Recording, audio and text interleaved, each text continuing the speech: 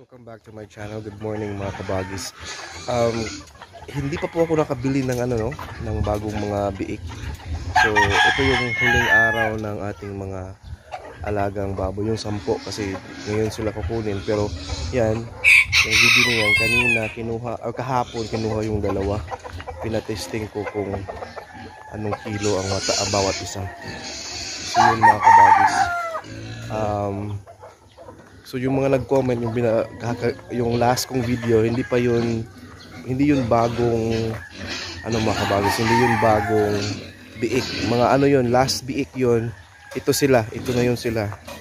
Pina-flash ko lang yung mga old videos ko doon. Yung mga biik. So ito sila. Goodbye na sila, no? Gusto ko na say goodbye sa kanila na. Yan sila mga kabagis. Time to say goodbye. Last day na nila.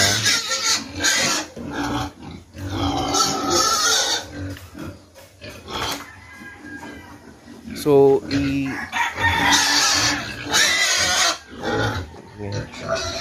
umaga na.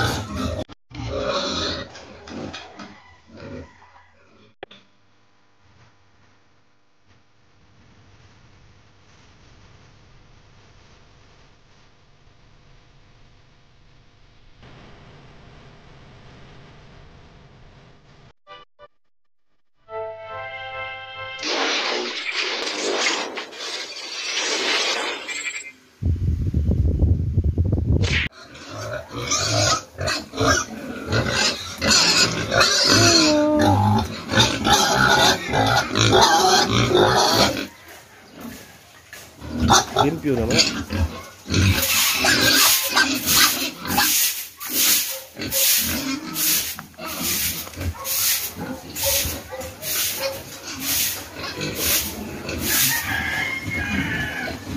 Ayan, walo na lang sila.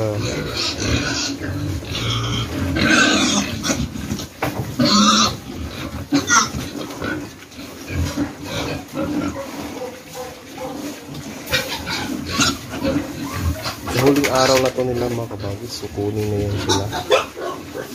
So ito na lang yung titira ko, i-video ko sa mga huling vlogs habang maghahanap ako ng bagong biik. Yun pala, no, mayroon akong plano na isang inahin dito. Magawa ko ng inahin mga kabagis, kukuha ko ng isa dito na inahin, tapos eto sila. May nakita din akong gawing inahin. Pwede itong durok gawing inahin. Pwede yung isa. Pero ang plano ko kabagis is dalawang inahin lang muna. Dito kasi pang fattening talaga to na kulungan. So dito lagyan ko ng isang inahin. Tapos yun, yung nalagyan namin ng feeds, doon din yung inahin na isa. So dalawa lang muna yung gawin kong inahin para hindi ganoon ka laki yung konsumo sa feeds, at saka soon hindi na ako mahirapan sa mga biik. So akin na lang yung sarili ko na yung biik, yung aking alagaan, or ibebenta ko kaya kung saan dun maganda. Kasi pagkaalaman ko na maganda talaga mga kabagis na meron tayong sariling mga inahin, kahit isa dalawa lang, i-maintain natin yun. Kasi yun yung isa sa mga paraan din mga kabagis. So mga nagtatanong at mga nag-aalaga dyan ng fattening na wala pang inahin, so ang pagkakaroon ng inahin mga kabagis, isa yun sa napakagandang paraan upang makatipid tayo at makakuha tayo ng malaki-laking kita. Kasi ang pag-alaga ng inahin hindi naman ganoon ka gastos. Hindi siya ganoon ka gastos, pero mas malaking oras yung dapat mong ilaan dahil sa yun nga, i-make sure mo yung mga biik hindi mamamatayan. So doon lang yung, correct me if I'm wrong, no, doon lang ang pinaka crucial sa pag-alaga ng inahin yung time ng mga anak na. Yun yung pinaka matrabaho. Pero yung pag buntis, pagpakain, hindi na ganun katrabaho yung pag alaga ng mga inahin. So yun yung gusto ko at maganda na gawin ko.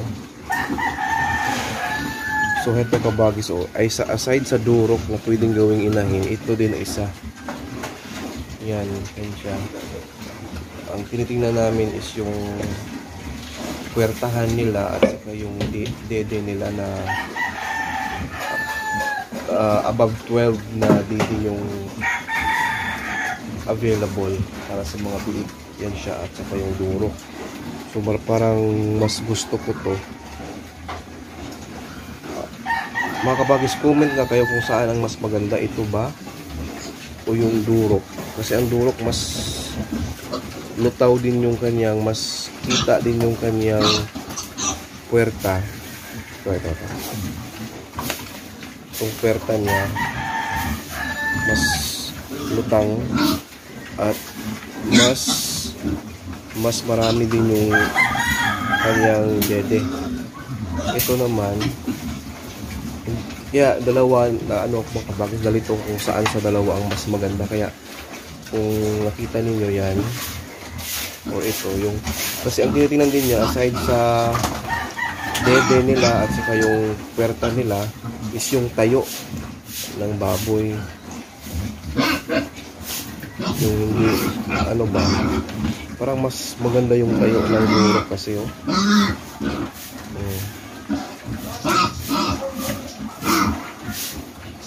katawan din, yung bulma ng katawan. So yun yung tinitingnan ko. Pero hindi pa ako sure kung saan dyan. Kung saan talaga yung...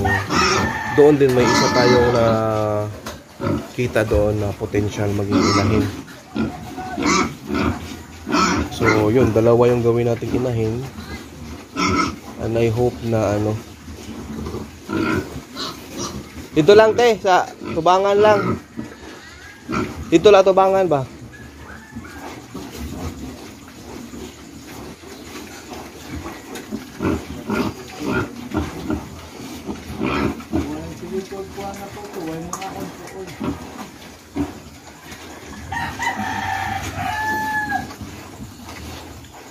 So yun, maganda ang may inahin talaga. Kaya mga kabagis, na pag-desisyon ko na ngayon, final na yan na mag-inahin ako ng dalawa. And sa journey ko na mag-inahin ako, iba-vlog ko rin yan, yung mga experiences natin. I hope maganda yung ating mga experiences sa pag-inahin, no? Hindi tayo magkaroon ng problema at madali lang natin masosolusyonan kung mayroon man tayong ma-encounter. Yun, iba-vlog ko pa rin yan at I hope maganda ang kalabasan. Ang pinakamahirap kasi mag-inahin, mga kabagis, is talaga yung nag-expect ka na may laman na, wait ka ng mga ilang month, and then yung hinihintay mo na ng mga anak tapos wala pala. Yun ba yung parang nabudol ka?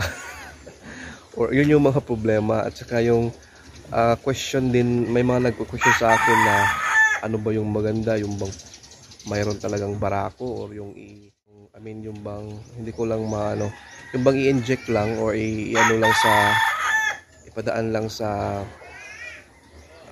puwerta ng baboy yung similya ng barako or yung mayroon talagang barako na physical na sa kanya. So may mga ganung katanungan, siguro masagot natin yan soon kapag mayroon na tayong experience.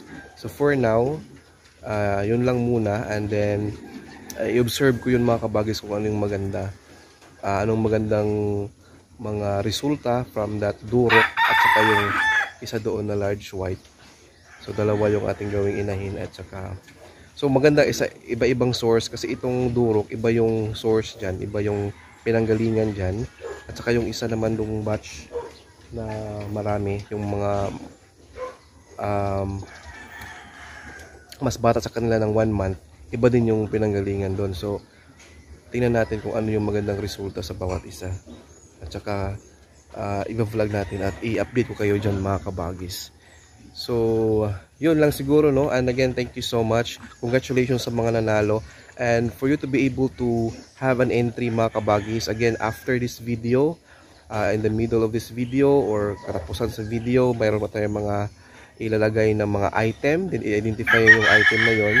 Just make sure to visit my Facebook page dyan na naka flash sa screen, and then i-message nyo po ako sa item na nakita ninyo sa video. That's gonna be your entry na po sa ating next na giveaway or paraffle sa 6th week na natin sa paraffle. So yun mga kabagis, hinihintay ko kayo at ina-expect ko yung mga comments ninyo doon.